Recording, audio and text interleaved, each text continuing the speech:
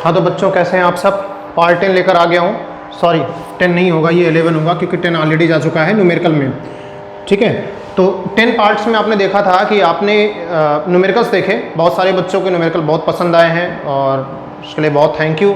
आप लोग इतना प्यार देते हैं, इतना सपोर्ट करते हैं। कुछ बच्चों को न्यूमेरिकल्स में समस्या है, कुछ बच्चों को कुछ क्वेश्चंस नहीं समझ में आए हैं। मैंने अभी एक और क्वेश्चन सीट भेजी हुई है जो ऑलरेडी लेक्चर के साथ दी थी, वो तो दी ही थी। बाद में फिर मैंने कम से कम 20-30 क्वेश्चंस और दिए हैं, ज़्यादा ही होंगे 30 क्वेश्चन से। उनको भी आप लोग सॉल्व करिएगा। फिर जो क्वेश्चंस आते हैं, प्रॉब्लम्स आती हैं, उनको लाइव डिस्कशन करेंगे।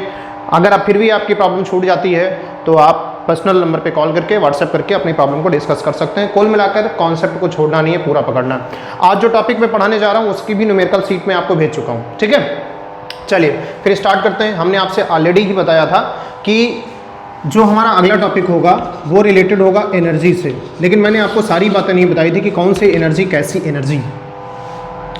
अब एनर्जी का कॉन्सेप्ट कैसे आता है? देखिए, एनर्जी का कॉन्सेप्ट तभी आता है जब कॉन्सेप्ट ऑफ वर्क आता है। जब वर्क की बात आएगी तभी एनर्जी की बात आएगी। वर्क बिना एनर्जी के अधूरा होता है, वैसे ही एनर्जी वर्क के बिना कुछ है ही नहीं।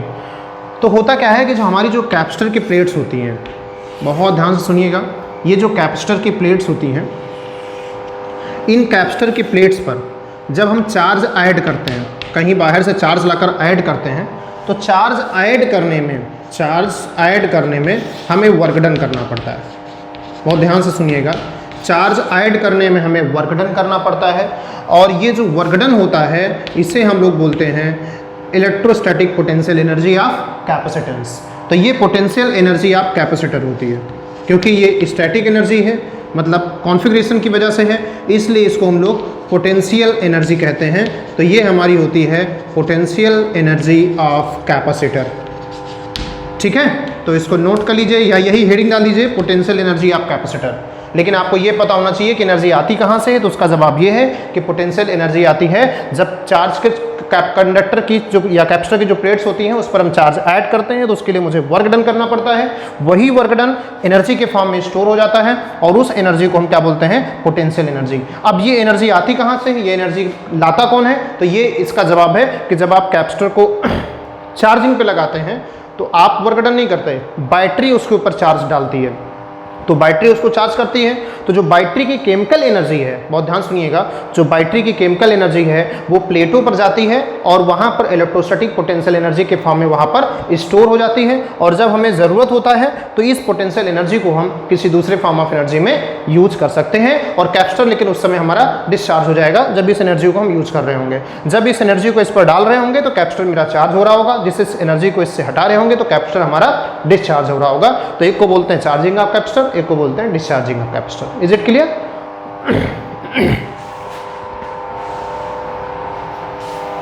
चलिए भाई, अब इस एनर्जी के बारे में थोड़ा डीपली पढ़ते हैं, इसका फार्मूला निकालते हैं। मीनिंग तो आपको समझ में आ ही गई होगी इस एनर्जी की। अब आइए इसका फार्मूला निकालते हैं। तो जो electric potential energy of capacitance है उसका फार्मूला कैसे निकालते हैं, आइए देखें। मैथमेटिकल स्टडी करने जा रहे हैं हम लोग। ये हमारे कैपेसिटर की दोनों प्लेटें हो गई। किसी भी समय मान लेते हैं ये जो कैपेसिटर है, लेट कर लेते हैं कि लेट सी बी द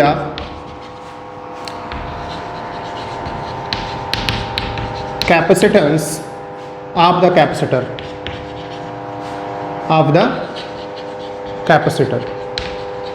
इस कैपेसिटर का जो कैपेसिटेंस है वो सी है। ठीक, किसी समय इसके ऊपर जो चार्ज है वो क्यू है प्लस का, और इसके ऊपर जो चार्ज है क्यू डैश मान लेते हैं, माइनस का क्यू डैश है। अगर हमारा चार्ज इस प्लेट से इस प्लेट पे आए, मतलब हम मान लेते हैं कि हम dq चार्ज को इस प्लेट से इस प्लेट पे ट्रांसफ़र करते हैं। बहुत ध्यान से सुनिएगा, क्या किया हमने dq चार्ज को इस प्लेट से, या dq डैश ले लीजिए बेहतर होगा ताकि आगे भविष्य में डिफ्रेंसिएशन या इंटीग्रेशन करना पड़े तो हो जाए। dq डैश चार्ज को हम इस प्लेट से इस प्लेट पे ट्रांसफ़र करते हैं। जब हम dq डैश चार्ज को इस प्लेट से इस प्लेट पे चार्ज करेंगे, ट्रांसफ़र करेंगे, तो ध्यान से देखिएगा जो हमारा चार्ज है वो लोअर पोटेंशियल, भाई नेगेटिव प्लेट है इसका मतलब ये लोअर पोटेंशियल है और ये पॉजिटिव प्लेट है, तो चार्ज हमारा लोअर पोटेंशियल से हायर पोटेंशियल की ओर जा रहा है।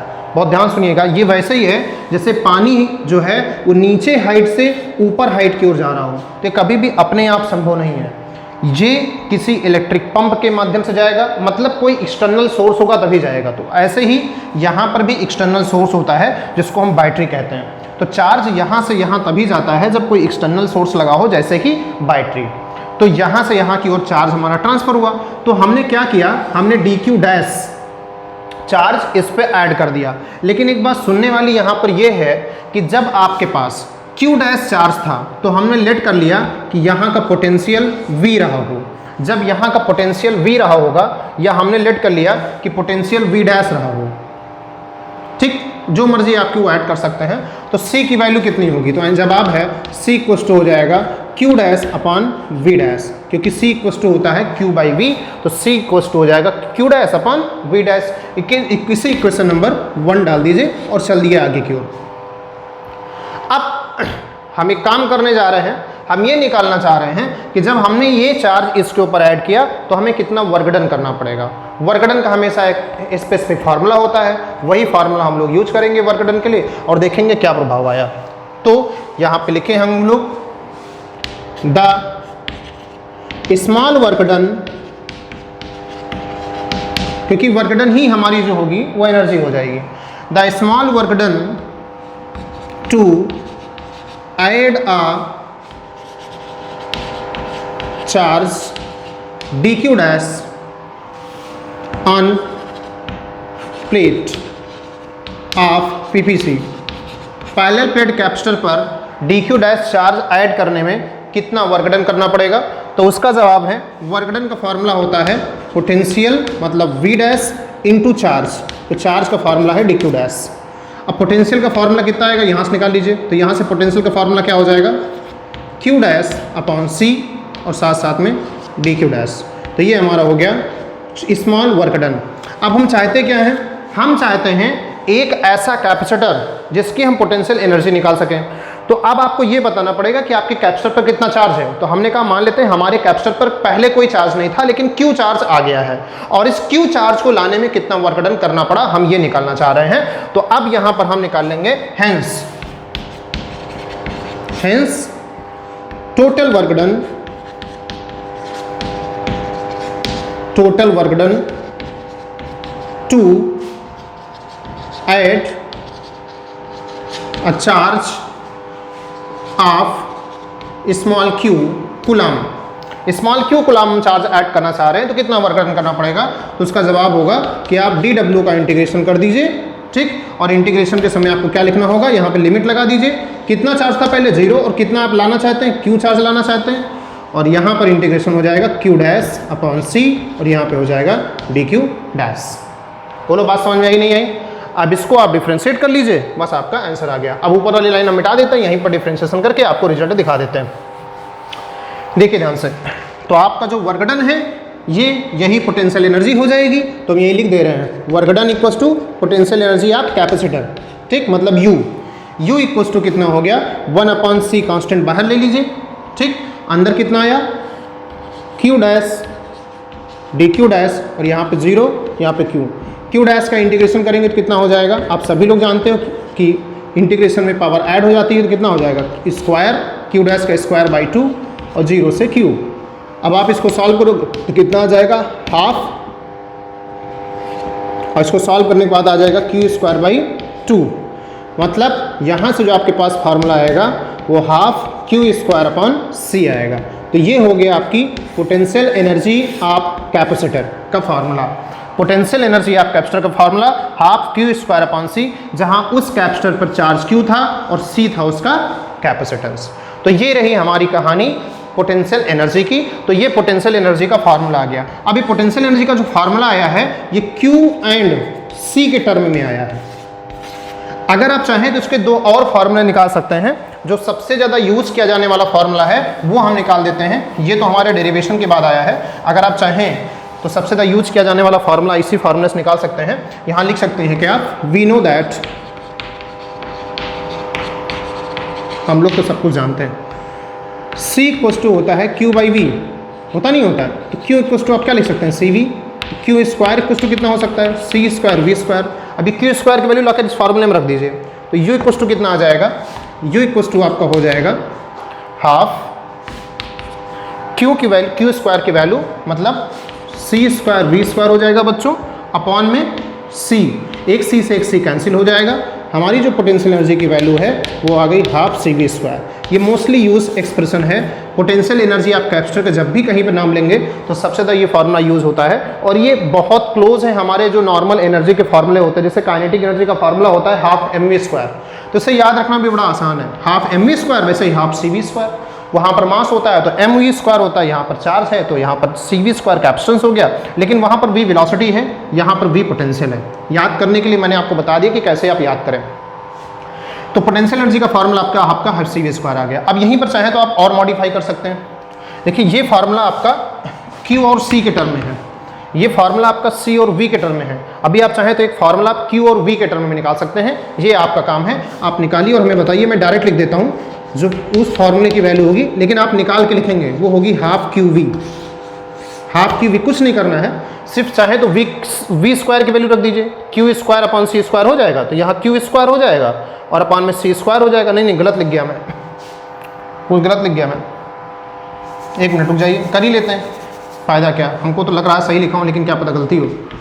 इंटू वी स्क्वायर की वैल्यू, या छोड़ो, किस में निकालना था, ये हो गया है Q और C के बीच, और ये हो गया है C और V के बीच, मतलब हमको निकालना है Q और V के बीच, Q और V के बीच, मतलब C को एलिमिनेट करना, तो यहाँ से C को एलिमिनेट करो, तो ये हो जाएगा Q बाई, सही लिखा था मैंने यार, Q by V into V square. ये इससे कट गया, फर्जी का काम करवा दिया देखो तुम लोगों ने, तुम्हारा काम भी हो गया, तुमको करना नहीं पड़ेगा, काम चोरों की जय हो। तो हाफ क्यू वी, तीन फार्मूले आ गए, half C V square, half Q V या half Q square upon C. तो जहां पर जो चीज़ अवेलेबल होगी वहां पर वो फार्मूला आप लगाकर क्वेश्चन को सॉल्व कर देंगे, आपका रिजल्ट आ जाएगा। तो इस तरीके से आप लोगों ने पैरेलल प्लेट कैपेसिटर की पोटेंशियल एनर्जी का फार्मूला निकाल लिया। तो ऐसे ही हर एक चीज़ का एक पर्टिकुलर एक्सप्रेशन होता है जो आपको करते चलना है। ध्यान रखें कि आप चीज़ों को आपस में अरेंज करते हुए चलें, रटने की कोशिश ना करें, आपस में उनका जो कनेक्शन है वो मेंटेन करते हुए चलें। चले भाई, जिन बच्चों को समस्या आ रही है वो मुझे बताते चलें प्लीज़। समय का यूटिलाइजेशन बहुत ज़रूरी है, इसी जीवन में आपको इंटर पास करना है, वो भी बेहतर नंबर के साथ, तो थोड़ा सा ध्यान दीजिए अपना, ठीक है।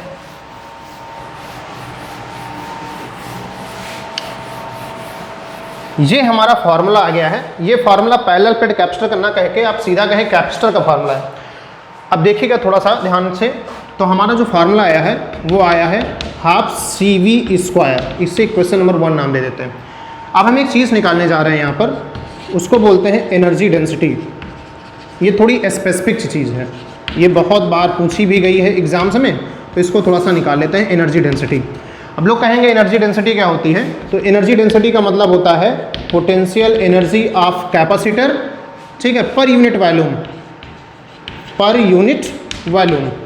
अब वॉल्यूम कैपेसिटर का कितना होता है, पोटेंशियल एनर्जी तो हम लोग जानते ही हैं, कैपेसिटर का वॉल्यूम क्या होता है, तो कैपेसिटर का वॉल्यूम होता है कैपेसिटर का एरिया इंटू कैपेसिटर के प्लेटों के बीच के डिस्टेंस, मतलब एरिया इंटू बीच के डिस्टेंस, मतलब A इंटू डी। तो आइए एनर्जी डेंसिटी निकालते हैं। तो एनर्जी डेंसिटी का फार्मूला क्या हो जाएगा, एनर्जी डेंसिटी का फार्मूला हो जाएगा हाफ सी और साथ साथ में V का स्क्वायर अपॉन वॉल्यूम, वॉल्यूम मतलब एरिया इंटू बीच की डिस्टेंस, ठीक है। तो हाफ रहा, C का मतलब कैपेसिटेंस है, कैपेसिटेंस की वैल्यू कितनी आ जाएगी, A epsilon not upon D होती है, सभी को पता है। V स्क्वायर के साथ लफड़ा है, V स्क्वायर को इलेक्ट्रिक फील्ड के टर्म में कन्वर्ट कर लो, क्योंकि ये जो एनर्जी डेंसिटी आई है इसको हम लोग कहते हैं इलेक्ट्रिक फील्ड की एनर्जी डेंसिटी। क्यों इलेक्ट्रिक फील्ड की एनर्जी डेंसिटी कहते हैं, क्योंकि पैरेलल प्लेट कैपेसिटर की प्लेट के बीच में इलेक्ट्रिक फील्ड ही तो होती है, तो उसी के बीच में ही एनर्जी होती है, तो उसी एनर्जी की बात करता है, इसलिए इसको हम लोग बोलते हैं इलेक्ट्रिक फील्ड की एनर्जी डेंसिटी। और आपको जानकर अच्छा लगेगा, मैं आपको एक प्रेयर इन्फॉर्मेशन देना चाहता हूँ कि जब आप मैग्नेटिज्म पढ़ेंगे तो वहाँ पर मैग्नेटिक फील्ड की भी एनर्जी डेंसिटी होती है। तो जब वहाँ पे जब फार्मूला आएगा तो मैं आपको इससे रिलेट कराऊंगा जो यहाँ पे निकाल रहा हूँ, तो मैं रिलेट कराता हूँ, ध्यान दीजिएगा, पूरी फिजिक्स को मैं यूनिफाइड कर देता हूँ। तो ये आपको ध्यान रखना है, जब मैग्नेटिक फील्ड की एनर्जी डेंसिटी निकालूंगा तो मैं इस फार्मूले को दोबारा आपको रिमाइंड कराऊंगा, इसलिए फार्मूला याद रखिएगा। तो मैं क्या करने जा रहा हूँ, इसमें इलेक्ट्रिक फील्ड इंट्रोड्यूस करने जा रहा हूँ। इलेक्ट्रिक फील्ड इक्वल टू हो जाएगा पोटेंशियल अपॉन बीच के डिस्टेंस, तो पोटेंशियल इक्वल टू क्या हो जाएगा, ई इंटू डी, और वहाँ पर पोटेंशियल का स्क्वायर है, तो यहाँ पर क्या लिख सकते हैं हम लोग, ई का स्क्वायर इंटू डी का स्क्वायर। इसको लिख लीजिए जरा सा, इलेक्ट्रिक फील्ड का स्क्वायर इंटू डी का स्क्वायर अपॉन में क्या क्या है, ए इंटू डी। ये दोनों डी मिलकर इस डी को काट देंगी, एरिया इस एरिया को काट देगा, तो जो एनर्जी डेंसिटी का फार्मूला बचेगा वो लाजवाब बचेगा। एक यहाँ से एप्सिलॉन नॉट बचेगा और यहाँ से इलेक्ट्रिक फील्ड केबल बचेगी। ये हमारी हो गई एनर्जी डेंसिटी का फार्मूला, ठीक, half epsilon not E square. तो ये आपका एक फार्मूला है एनर्जी डेंसिटी का, जो आपके लिए भी काफ़ी इंपॉर्टेंट साबित हो सकता है न्यूमेरिकल पर्पजेस के लिए भी, और बोर्ड एग्जामिनेशन पर्पज से इंपॉर्टेंट है। इस फार्मूले का यूज़ हम भविष्य में, एक चैप्टर हमारे पास है इलेक्ट्रोमैग्नेटिक वेव, जहाँ पर हम लोग स्पीड ऑफ लाइट निकालने में भी कर सकते हैं। ध्यान रखेंगे, इस फार्मूले का यूज़ हम लोग स्पीड ऑफ लाइट निकालने में भी कर सकते हैं। आपको विश्वास नहीं हो रहा होगा, ये जो चैप्टर है हमारा कैपेसिटर ना, ये चैप्टर यहीं ख़त्म नहीं होता है। ये कैपेसिटर जो है, ये कैपेसिटर बहुत लंबी दूरी तय करता है। एक फ़ोन कॉल आ रहा, बात करके फिर आप लोगों को पढ़ाता हूँ। हेलो, हाँ बच्चों, आ गया मैं भाई। इस समय मैं बहुत सारे पब्लिकेशन से बात करना चाह रहा था कि भाई आप लोग, जैसे लॉकडाउन चल रहा है, तो आप लोग थोड़ा सा बुक ऑनलाइन बच्चों तक पहुंचाइए, बाद में मार्केट में बेचकर पैसा कमा लीजिए, लेकिन बच्चे इसमें सफ़र कर रहे हैं, तो आप ऑनलाइन अपनी बुकें अपलोड करवा दीजिए ताकि बच्चे पढ़ सकें। इसी रेफरेंस में कॉल आई थी पब्लिकेशन से, वो रेडी हो गए हैं, तो जल्दी अभी वो बताएंगे तो हम आप लोगों तक उस खबर को पहुंचा देंगे।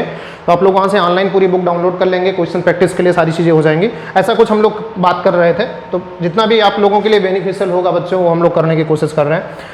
चलिए, हाँ, बात आ रही थी हमारा एनर्जी डेंसिटी का फार्मूला हमारे सामने निकल आया। तो ध्यान रखिएगा, हर एक कैपेसिटर की एक एनर्जी होती है। चार्जिंग के दौरान ये एनर्जी कैपेसिटर गेन करता है, डिस्चार्जिंग के दौरान ये एनर्जी कैपेसिटर लॉस करता है।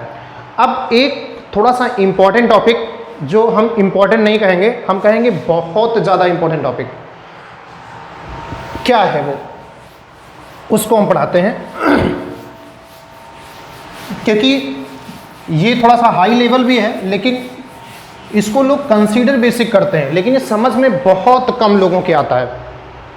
उससे पहले एक चीज़ जान लीजिए कि कैपेसिटर जब सीरीज में जुड़ते हैं और कैपेसिटर जब पैरेलल में जुड़ते हैं, तो उनकी एनर्जीज कैसे जुड़ेंगी। तो चाहे कैपेसिटर सीरीज में जुड़े हों, चाहे पैरेलल में जुड़े हों, उनकी एनर्जीज हमेशा डायरेक्ट जुड़ती हैं। मतलब दो कैपेसिटर अगर एनर्जी में सीरीज में जुड़े हैं तो उनकी एनर्जी सीधा जुड़ जाएंगी, और दो कैपेसिटर अगर पैरेलल में भी जुड़े हैं तो उनकी एनर्जी सीधा जुड़ जाएंगी। एनर्जी 1/1 करके नहीं जुड़ती, एनर्जी सीधा जुड़ती है, इस बात का ध्यान रखिएगा। नहीं, कई बार ऐसा होगा, नेट रिजल्टेंट कह दिया जाए, या दो कैपेसिटर दे दिया, 1 और 2, फिर आपसे कह दिया कि उसकी एनर्जी कितनी हो जाएगी, तो पता चला आप पैरेलल वाले को पैरेलल तरीके से कर रहे हैं, सीरीज वाले को सीरीज तरीके से कर रहे हैं। तो ऐसा मत करिएगा, एनर्जी के लिए सीरीज पैरेलल का कोई मतलब नहीं रखता, वो आप डायरेक्ट जोड़ सकते हैं। अब आइए वो इंपॉर्टेंट बात जो आपको बताना चाह रहा था। वही इंपॉर्टेंट बात ये है कि देखिए, हमने इतनी फिजिकल क्वांटिटीज़ अभी तक पढ़ी इस चैप्टर में, कितनी फिजिकल क्वांटिटीज हमने अभी तक पढ़ी। हमने पढ़ा चार्ज ऑफ कैपेसिटर, हमने पढ़ा कैपेसिटेंस ऑफ कैपेसिटर, हमने पढ़ा पोटेंशियल ऑफ कैपेसिटर, ठीक, हमने पढ़ा एनर्जी ऑफ कैपेसिटर। एनर्जी से मेरा मतलब है पोटेंशियल एनर्जी से। ये चार चीज़ें आपने कैपेसिटर के बारे में पढ़ी, और इन चारों चीज़ों का हम ये चाहते हैं कि क्या प्रभाव पड़ेगा अगर इन चारों पर अगर डाइलेक्ट्रिक स्लैब इंसल्ट कर दिया जाए तो। अच्छा, डाइलेक्ट्रिक स्लैब जब इंसल्ट किया जाता है तो दो तरीके से इंसल्ट किया जाता है। जब किसी भी कैपेसिटर के दोनों प्लेटों के बीच में डाइलेक्ट्रिक स्लैब इंसल्ट किया जाता है, इसके बीच में डाइलेक्ट्रिक स्लैब इंसल्ट किया जाता है, तो दो तरीके से यूज किया जाता है। पहली बात तो आप कुछ फॉर्मूले नोट कर लीजिए यहाँ पर इस टॉपिक को पढ़ने के लिए, क्योंकि काफ़ी अच्छा टॉपिक है ये। तो Q = C भी एक फार्मूला है, ठीक, जिसको आप चाहें तो ऐसे भी लिख सकते हैं, C = Q/V, ये फार्मूला है। हमने इन दोनों प्लेटों के बीच में एक डाइलेक्ट्रिक स्लैब भर दिया। जब हमने डाइलेक्ट्रिक स्लैब भरा तो इस कैपेसिटर को किसी भी बैटरी के द्वारा कनेक्टेड नहीं किया गया था। मतलब जो हमारा कैपेसिटर था वो डिसकनेक्टेड था। क्या था वो? डिसकनेक्टेड था, किसी भी सप्लाई से किसी भी तरीके से कनेक्टेड नहीं था। तो जैसे आपने इस कैपेसिटर के बीच में डाइलेक्ट्रिक स्लैब भरा तो होता क्या है, आपने एक प्रूफ किया है और आपने देखा है कि जो कैपेसिटेंस था वो K टाइम्स हो गया था।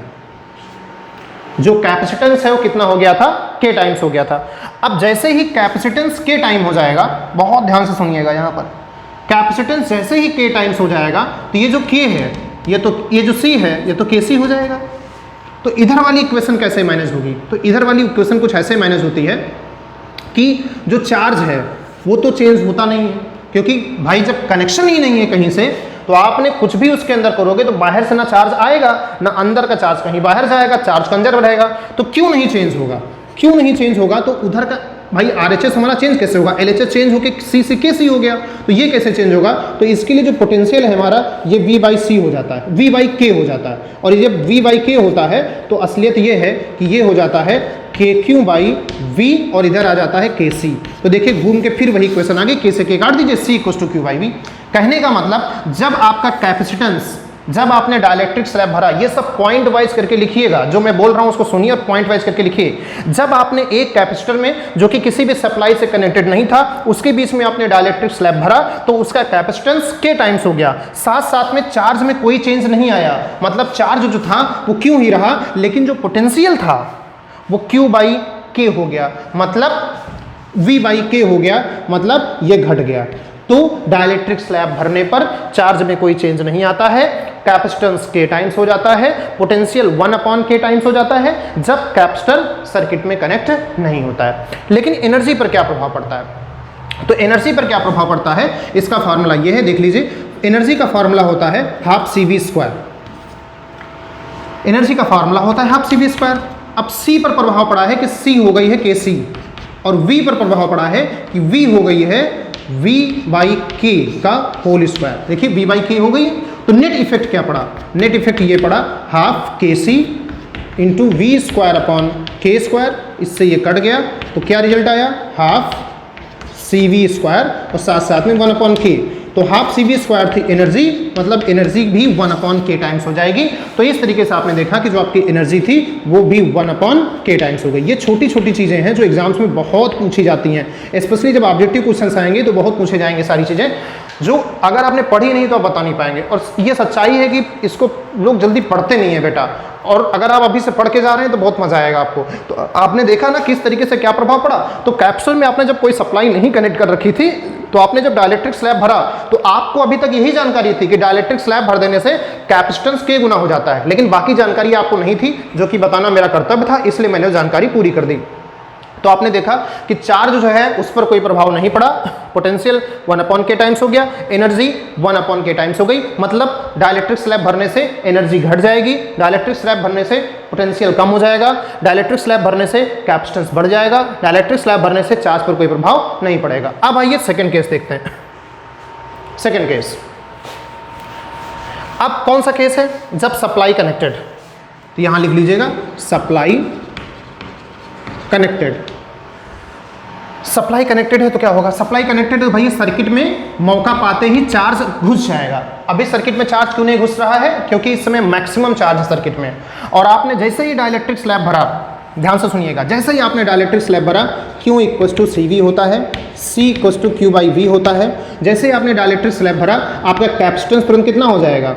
KC हो जाएगा। और अब सर्किट में जब सप्लाई कनेक्टेड है तो पोटेंशियल चेंज नहीं हो सकता, क्योंकि जो सर्किट कनेक्टेड है उसका पोटेंशियल जितना था उतना ही रहेगा, तो पोटेंशियल उतना ही रहेगा। तो चेंज क्या होगा? चेंज होगा चार्ज, क्योंकि LHS RHS बराबर करना है, तो चार्ज हो जाएगा KQ और कैपेसिटेंस हो जाएगा KC। तो कैपेसिटेंस तो हर हाल में बढ़ना है, वो तो फंडामेंटल चीज़ हो गई।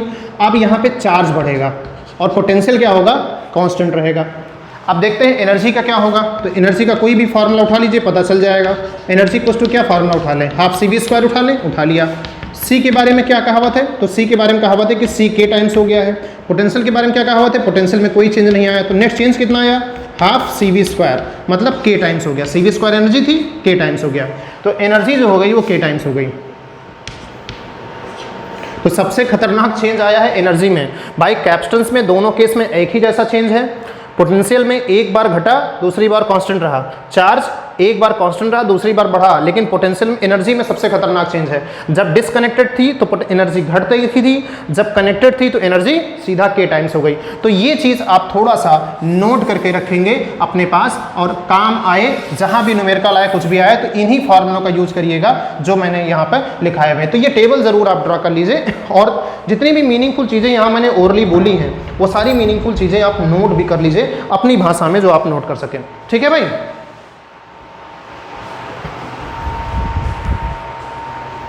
चलिए, एक ही हमारा टॉपिक खत्म हो गया। आज मैं पूरा चैप्टर ही खत्म कर दूंगा।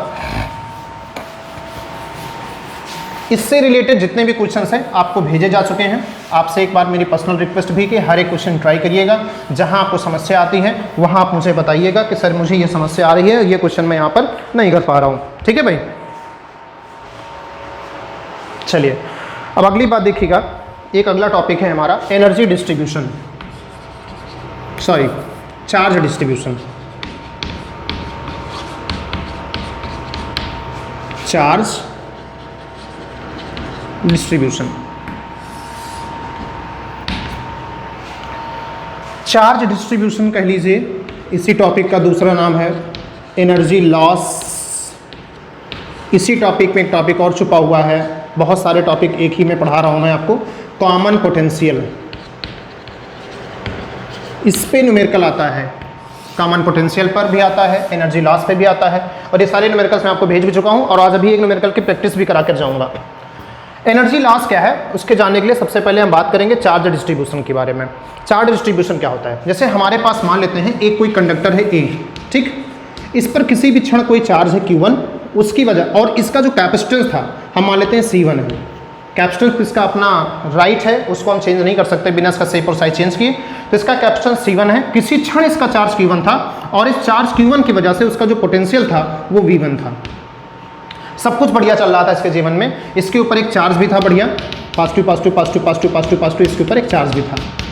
ठीक, सब कुछ इसके जीवन में बढ़िया चल रहा था। इसका अगर हम फार्मूला देखते तो इसका फार्मूला भी हमारे पास बहुत बढ़िया सा था कि Q1 equals to C1 V1, Q equals to CV होता है तो Q1 equals to C1 V1 हमारे पास फार्मूला भी था। इसको इक्वेशन नंबर 1 डाल दिया। लेकिन अचानक से इसके साथ एक घटना घटित होती है कि इसके बगल एक दूसरा चार्ज, इसे दूसरा कंडक्टर ला के रख दिया जाता है। बोर्ड एग्जाम में ज़्यादातर कहता है कि आइडेंटिकल ला के रख दिया गया है, तो हम आइडेंटिकल नहीं रख रहे हैं, हम डिफरेंट ला कर रख दे रहे हैं। जब आइडेंटिकल कहेगा तो उसका कैपेसिटेंस भी आप लोग C ही मान लीजिएगा, इसका भी C मान लीजिएगा। हम अलग अलग कर रहे हैं क्योंकि बाय द वे कहीं अलग आ गया तो आप क्या करेंगे? ठीक है, तो हम एक दूसरा कंडक्टर ले लेते हैं B, और उसका कैपेसिटेंस मान लेते हैं C2, और इसको लाकर रख दिया गया। जब इसको लाकर रखा गया, शुरुआत में इनिशियली देखिएगा, इनिशियली जब हमने उसको लाकर रखा, ये जो कुछ भी हम पढ़ रहे हैं ये इनिशियल कंडीशंस हैं, शुरुआती कंडीशंस हैं। ठीक, शुरुआत में जब इसको लाकर रखा गया तो इसके ऊपर कोई चार्ज नहीं था, या मान ले थोड़ा सा चार्ज था, मान लेते हैं थोड़ा सा चार्ज था, इसके पास थोड़ा सा चार्ज था, ठीक, पॉजिटिव चार्ज था।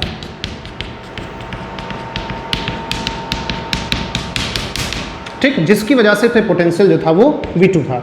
नॉर्मली एग्जाम में जो क्वेश्चन आता है इस पर चार्ज नहीं देता है, तो आप जो हम कर रहे हैं उसमें Q2 की जगह पे 0 रख के चलिएगा, उसमें कोई आपको समस्या नहीं होनी चाहिए। लेकिन जो मैं आपको पढ़ा रहा हूँ इससे एक बेहतर एक्सप्रेशन निकल के आएगा जो हर जगह अप्लीकेबल होगा, कॉम्पिटिशन से लेकर बोर्ड एग्जामिनेशन तक, इसलिए मैं इस तरीके से कर रहा हूँ। नहीं नॉर्मली काम चोरी करना होता तो मैं उस वाले का चार्ज व 0 लेकर काम चोरी करके कर देता, जो नॉर्मली बोर्ड एग्जाम्स में आता वही करता, लेकिन आपको बेहतर तरीके से पढ़ा रहा हूँ तो आप हर तरीके से कर पाएंगे। तो उसके बारे में अगर हम लिखना चाहें तो हम क्या लिख सकते हैं? Q2 equals to C2 V2।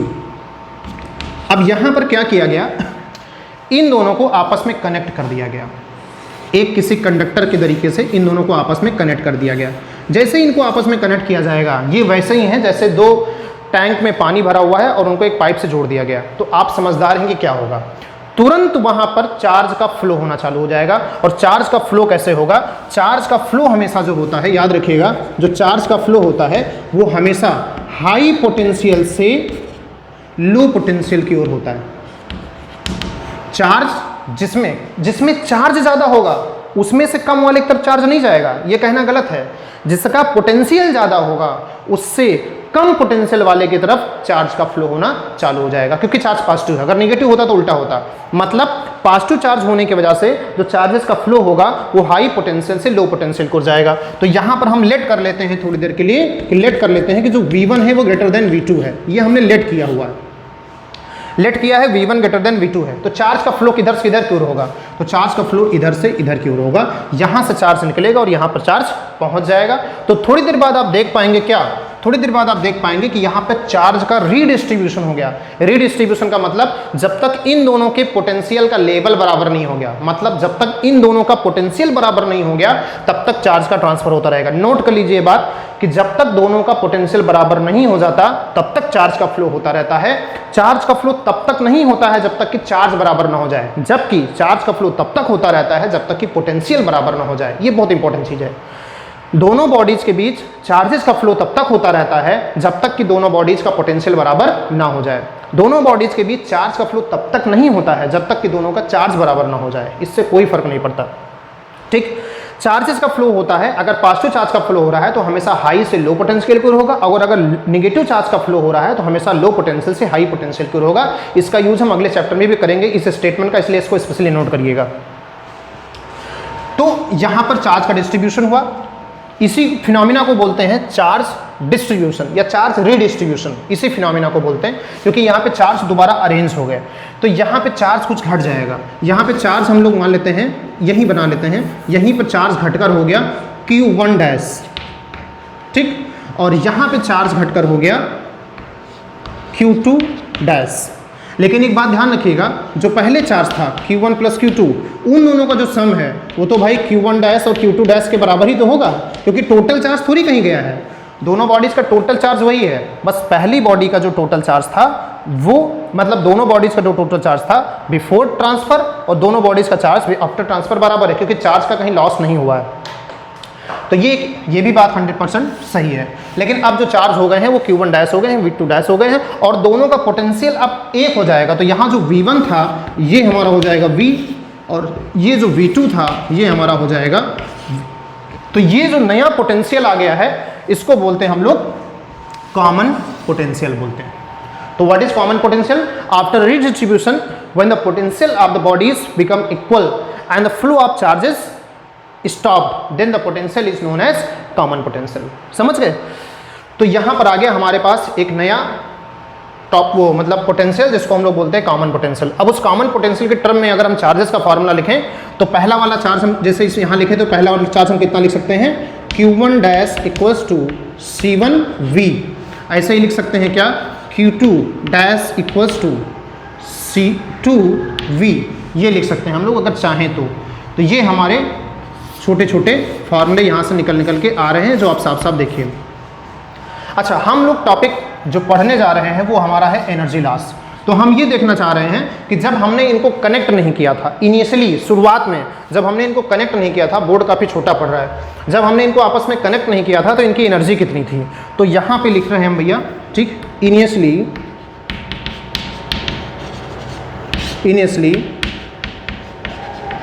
The energy of capacitors, energy capacitor की कितनी रही होगी इनिशियली। तो इनिशियली भैया एक कैपेसिटर था पहला वाला और दूसरा कैपेसिटर था दूसरा वाला, तो दोनों की एनर्जी कितनी रही होगी लिखिए जरा। पहले कैपेसिटर की एनर्जी हो गई हाफ C1V1 का स्क्वायर, दूसरे कैपेसिटर की एनर्जी कितनी हो गई, हाफ C2V2 का स्क्वायर। तो इसे क्वेश्चन नंबर 1 2 हटाइए, सीधा यही क्वेश्चन नंबर 1 डालिए, उसका ऐसे यूज कर लेंगे ज़बरदस्ती, ठीक। ये हमारी हो गई इनिशियल एनर्जी, ठीक, मतलब इनके आपस में कनेक्शन से पहले की एनर्जी, तो इसको हम लोग बोलते हैं इनिशियल एनर्जी। अब हम निकालने जा रहे हैं कि इनको जब जोड़ दिया गया तो फाइनल एनर्जी कितनी होगी। और हमने अभी आपसे बोला है कि जो एनर्जी हमेशा जुड़ती है, चाहे वो सीरीज में जुड़े चाहे वो पैरेलल में जुड़े, और वैसे भी ये दोनों जुड़े पैरेलल हैं क्योंकि पॉजिटिव आपस में जुड़ा तो आप पैरेलल कह सकते हैं। फाइनल एनर्जी कितनी होगी, तो उसका जवाब है कि फाइनल एनर्जी का जो फार्मूला होगा वो हो जाएगा हाफ, ठीक, दोनों की कैपेसिटीज का सम, क्योंकि सीरीज पैरेलल में है तो सीधा सीधा जोड़ सकते हैं आप, C1 प्लस C2, और साथ साथ में दोनों का कॉमन पोटेंशियल। तो ये ध्यान से देखो तो ये हाफ CV² ही लिखा हुआ है। तो फाइनल एनर्जी जो है UF जो आ गई वो आ गई हाफ C1 + C2 और साथ साथ में V²। अब क्वेश्चन ये उठता है कि what will be the value of V², मतलब कॉमन पोटेंशियल की वैल्यू कितनी होगी। एक बड़ा सवाल, V की वैल्यू कितनी होगी, ये एक बड़ा सवाल है। What will be the value of V। देखिए यहाँ हम निकालते हैं V की वैल्यू, आप लोग भी थोड़ा सा ध्यान दीजिएगा। Means I am going to calculate common potential. Common potential एक पोटेंशियल है और पोटेंशियल का फॉर्मूला किसी भी फॉर्मूले से देख लो तो चार्ज अपॉन कैपेसिटेंस होता है। तो दोनों बॉडीज का चार्ज कितना है आफ्टर कनेक्शन, तो दोनों बॉडीज का चार्ज आफ्टर कनेक्शन है Q1 dash plus Q2 dash, ठीक है। और अपॉन दोनों का कैपेसिटेंस, क्योंकि V कोस्ट होता है Q/C, तो दोनों का कैपेसिटेंस है C1 plus C2। Q1 dash plus Q2 dash जो है वो इक्वल है Q1 प्लस Q2 के। तो अगर आप चाहें यहाँ से लिख सकते हैं Q1 और यहाँ से लिख सकते हैं Q2, तो ये आ गया C1 प्लस C2। Q1 की जो वैल्यू है इसको आप चाहें तो यहाँ से रख सकते हैं, तो ये हो जाएगा C1 V1 और इसे लिख सकते हैं C2 V2 और अपान में लिख सकते हैं C1 प्लस C2। जी हाँ, this is the expression for common potential. इसको अलग से हेडिंग डालकर लिख लिया जाए कि इसे कॉमन पोटेंशियल कहते हैं और कॉमन पोटेंशियल का फॉर्मूला ये होता है C1 V1 plus C2 V2 upon C1 plus C2। इसको हम ले जाकर यहाँ पे रखेंगे इस फॉर्मूले में, तो हमारी फाइनल एनर्जी निकल के आएगी और ये हमारी है इनिशियल एनर्जी। एक्चुअली हम जानना क्या चाह रहे हैं, हम ये जानना चाह रहे हैं कि जब चार्ज का डिस्ट्रीब्यूशन हुआ तो चार्ज का डिस्ट्रीब्यूशन हुआ तो सिस्टम में एक ने वर्क किया। क्या सिस्टम ने वर्क किया? सिस्टम ने चार्ज यहाँ से यहाँ की ओर ट्रांसफर किया। ये सिस्टम चार्ज ट्रांसफर कर रहा है ना, तो जब सिस्टम चार्ज ट्रांसफर करेगा, ठीक, तो हमारा जो एनर्जी थी सिस्टम की वो लॉस हो जाएगी। जैसे गर्म पानी को अगर एक हाइट से गिराया जाए तो पानी ठंडा हो जाता है। क्यों? क्योंकि उसकी पोटेंशियल एनर्जी घट गई है, तो पानी ठंडा हो गया, तो उसने एक वर्क डन किया फ्लो होने के लिए, तो उसकी एनर्जी घट गई। वैसे ही यहाँ से अगर चार्ज को इधर की ओर ट्रांसफ़र किया जाए तो यहाँ पर जो हमारी एनर्जी है वो लॉस हुई है, और उस एनर्जी लॉस को हम निकालें कैसे? उसको हम ऐसे निकाल सकते हैं, हम ये साबित कर दें कि जो फाइनल एनर्जी है वो कम है और जो इनिशियल एनर्जी है वो ज़्यादा है। अगर हम ये साबित कर दें तो हम ये प्रूव कर पाएंगे जो एनर्जी हो गई वो कम हो गई है और इसका मतलब एनर्जी का लॉस हो गया है। तो आज हमारा लक्ष्य यही है, किसी भी तरीके से हम फाइनल वाली को कम प्रूव करें और इनिशियल वाली को ज़्यादा प्रूव करें। अगर फाइनल वाली को कम प्रूव करना है तो उसके लिए हमें क्या करना होगा? तो देखो, अगर हम इनिशियल से फाइनल सबट्रैक्ट करें तो अगर पॉजिटिव आ जाए तो इसका मतलब एनर्जी का लॉस हुआ है, और अगर हम फाइनल से इनिशियल सबट्रैक्ट करें नेगेटिव आ जाए तो जान लीजिए कि एनर्जी का लॉस हुआ है। तो पहले फाइनल अच्छी तरीके से निकाल लें, फिर हम लोग ये काम करते हैं।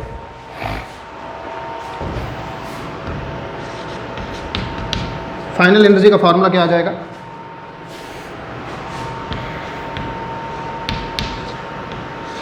C1 C2 पोटेंशियल का स्क्वायर, पोटेंशियल का स्क्वायर मतलब इसका स्क्वायर, तो इसका स्क्वायर थोड़ा काफ़ी खतरनाक हो जाएगा।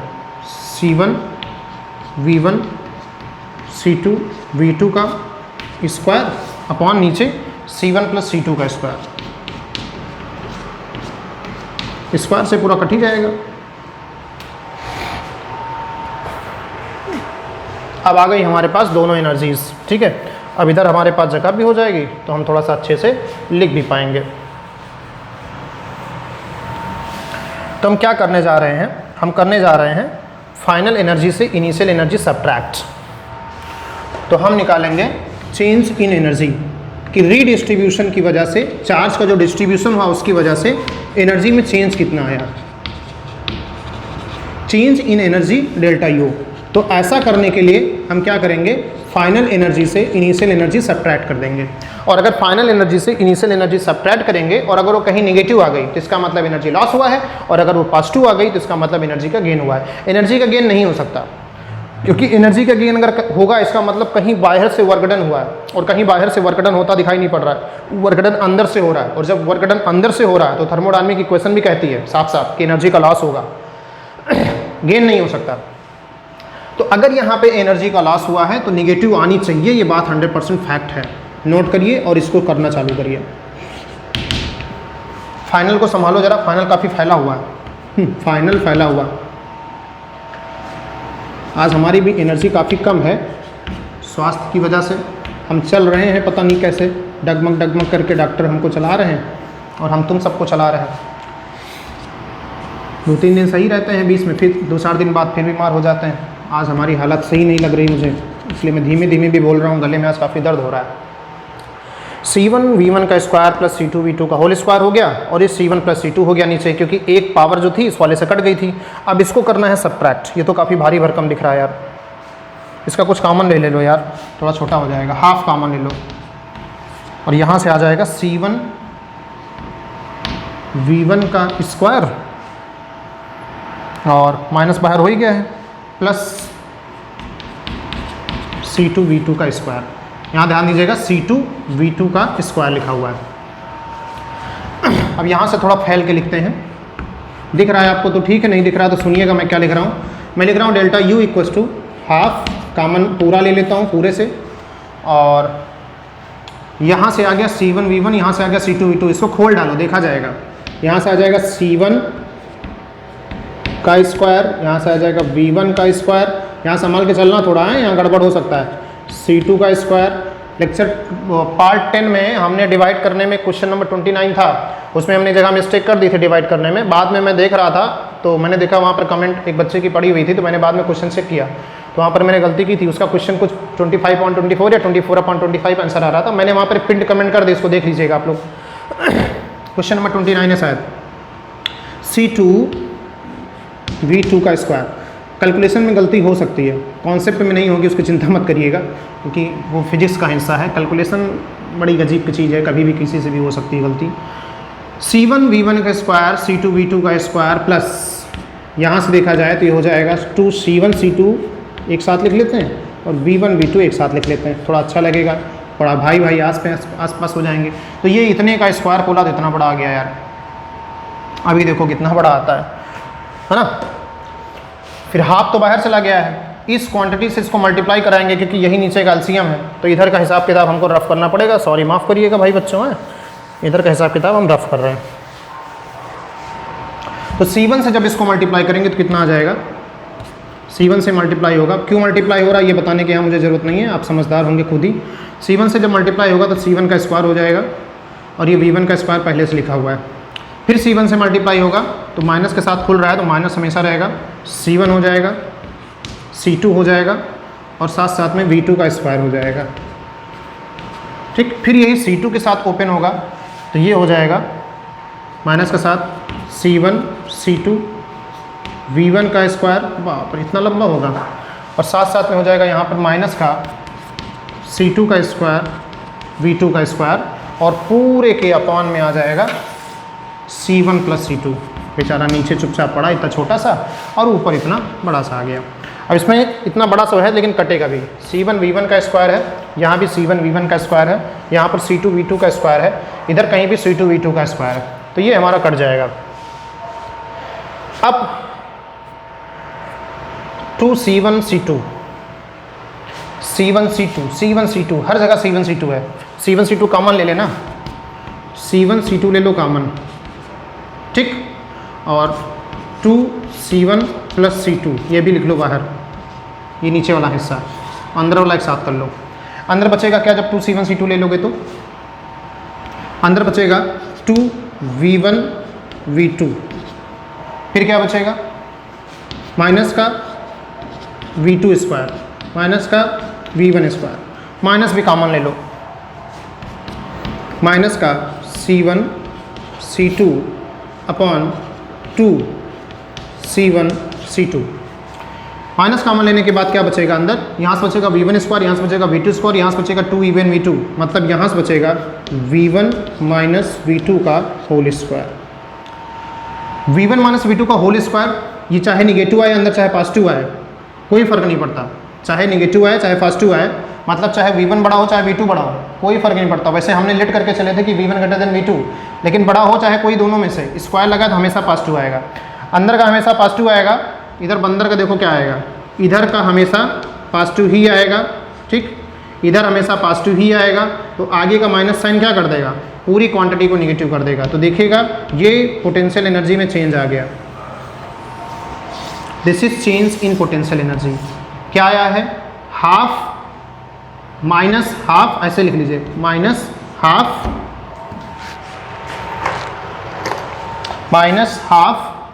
C1 C2 upon C1 plus C2 और V1 माइनस V2 का होल स्क्वायर।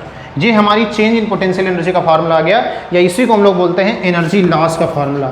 जब आपके कैपेसिटर्स आपस में कनेक्ट किए जाएंगे तो कितना एनर्जी लॉस होगा, इसका ये फार्मूला आपके सामने प्रकट हो गया। ठीक है बच्चों, तो यहाँ से आप लोग लिख सकते हैं, हेंस जब चार्ज का रिडिस्ट्रीब्यूशन होता है बिटवीन द कंडक्टर्स या बिटवीन द कैपेसिटर्स, कैपेसिटर्स के बीच या कंडक्टर्स के बीच चार्जेस का रीडिस्ट्रीब्यूशन होता है, आपस में चार्जेस का डिस्ट्रीब्यूशन होता है, तो हमेशा एनर्जी का लॉस होता है। तो इस फार्मूले को आप नोट करना बिल्कुल ना भूलें। ठीक, अब आइए इस पर एक प्रॉब्लम देखते हैं हम लोग, उसको देखते हैं हम लोग कर पाते नहीं कर पाते हैं, और वो प्रॉब्लम क्या कहती है इसके बारे में भी हम लोग देखेंगे।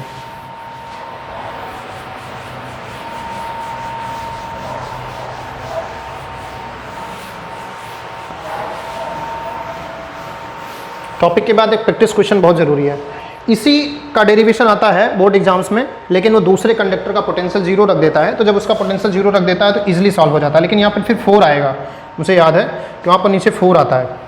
देखिएगा क्वेश्चन में लाया था और वो क्वेश्चन आप लोगों के सामने करा देता हूँ। खुल जा सिम सिम। एक क्वेश्चन है, करा कैपेसिटर ऑफ 6 माइक्रोफैरड। क्वेश्चन है, देखिएगा ध्यान से, इसी टॉपिक से रिलेटेड है। अ कैपेसिटर ऑफ 6 माइक्रोफैरड, तो आप लिख लीजिए C equals to 6 microfarad is charge to a potential of 150 volt. इसका जो पोटेंशियल है जिस पे इसको चार्ज किया गया, तो ये हो गया 150 वोल्ट। अब आप चाहें तो इसका चार्ज निकाल सकते हैं कि इस पर चार्ज कितना आया। Its potential falls to 90 volt, इसका पोटेंशियल 90 वोल्ट हो जाता है, तो इसको आप V1 मान लीजिए, और V2 हो गया आपका 90 वोल्ट। 90 वोल्ट तक इसका पोटेंशियल गिर जाता है। When another capacitor is connected to it, जब दूसरा कैपेसिटर इससे कनेक्ट किया गया, मतलब ये कॉमन पोटेंशियल होगा, क्योंकि जब दूसरा वाला कनेक्ट कर लिया गया है तो कॉमन पोटेंशियल हो गया, तो कॉमन पोटेंशियल हो गया 90। Find the its potential falls to 90 volt when another capacitor connected, find the capacitance of the second capacitor. तो मतलब आपको दूसरे कैपेसिटर का, इसको C1 मान लीजिए, ये कॉमन पोटेंशियल हो गया, तो दूसरे कैपेसिटर का कैपेसिटेंस आपको पता करना है, second capacitor, and amount of energy lost due to the connection, और एनर्जी लॉस भी निकालना है, मतलब you have to find out delta U also. चलिए भाई क्वेश्चन करना चालू करते हैं। तो सबसे पहला टास्क हमारे पास जो है वो है कॉमन पोटेंशियल गिवन है, इनिशियल पोटेंशियल गिवन है, और हमारे पास क्या गिवन है, C1 गिवन है। हमको ये नहीं पता है कि दूसरा जो कैपेसिटर है उसका क्या बोलते हैं, कैपेसिटेंस कितना है। तो दूसरे कैपेसिटर का कैपेसिटर निकालने का तरीका क्या है, दूसरे कैपेसिटर का कैपेसिटर निकालने के लिए तरीका है C इक्वल्स टू होता है Q/V। भाई जो दूसरा कैपेसिटर है उसके लिए क्या हो जाएगा, C equals to Q/V। C हमें निकालना है, Q हमें पता नहीं है दूसरे का, V लेकिन हमें पता है। तो एक काम करेंगे, इसका सबसे पहले Q निकालेंगे।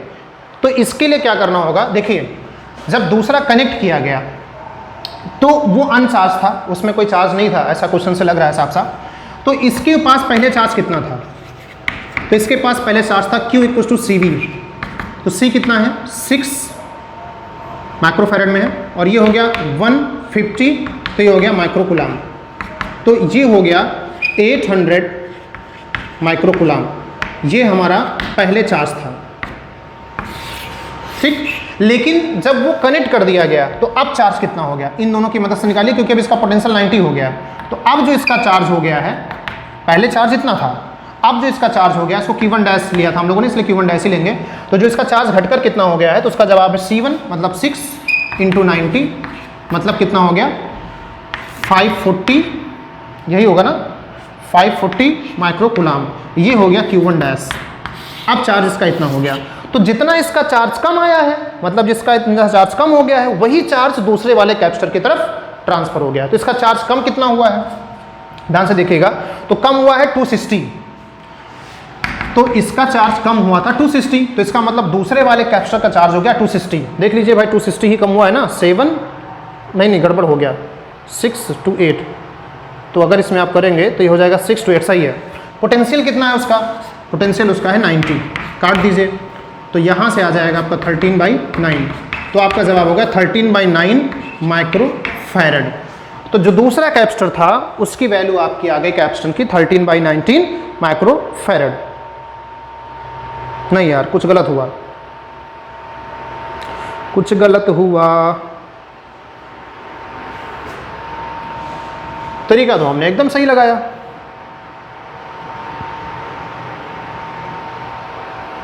अच्छा, हमने क्वेश्चन फिर से पढ़ते हैं। लिखा हुआ कैपेसिटर ऑफ कैपेसिटेंस 6 माइक्रोफैरड। गलती से सीखना बहुत जरूरी होता है, इसीलिए हमें कोई डाउट हुआ था, इसलिए मैंने तुरंत आंसर चेक किया। इनका जो आंसर आ रहा है वो C2 आ रहा है 4 माइक्रोफैरड। अब हम कहीं कैलकुलेशन मिस्टेक तो नहीं कर गए हैं। करा कैपेसिटर आप, फिर से क्वेश्चन पढ़ते हैं। कैपेसिटर ऑफ कैपेसिटेंस 6 माइक्रोफैरड, बिल्कुल सही लिखा हुआ है। Its charge to a potential of 150 volt, बिल्कुल सही लिखा है। Its potential fall to 90 volt when another capacitor is connected to it, जब दूसरा कैपेसिटर उससे कनेक्ट किया गया, बिल्कुल सही लिखा है। फिर क्या कहता है? Find the capacitance of second capacitor and amount of energy lost, amount of energy lost due to the connection. यार आंसर तो हमारा चेक करिएगा आप लोग, कैलकुलेशन मिस्टेक कहाँ पर है। मैं दूसरे मेथड से भी इसको करने की कोशिश करता हूँ, ठीक है।